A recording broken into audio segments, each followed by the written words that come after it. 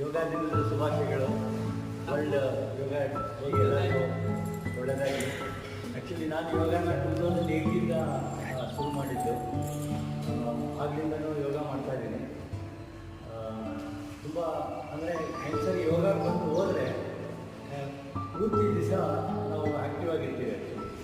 ಈಗ ನೀವು ಕೋಲ್ಡ್ ಇದ್ದಾಗ, ಕೋಲ್ಡ್ ಸೀಸನಲ್ಲಿ ನೀವು ಯೋಗ ಮಾಡಿದಾಗ ಬಾಡಿ ಹೀಟ್ ಆಗುತ್ತೆ. ಹೊರಗಡೆ ಹೋದರೂ ಕೋಲ್ಡ್ ಆಗಲ್ಲ ನಮಗೆ.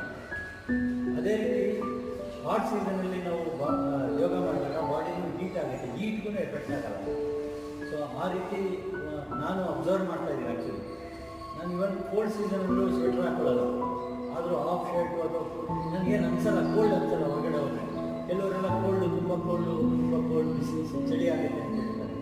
ಅದೇ ರೀತಿಯೂ ಬೇಸಿಗೆನಲ್ಲೂ ಅಷ್ಟೇ, ಹೊರಗಡೆ ಹೋದಾಗ ಬೇರೆಯವರೆಲ್ಲ ತುಂಬ ಸೆಕೆ ಆಗುತ್ತೆ, ತುಂಬ ಇದಾಗುತ್ತೆ,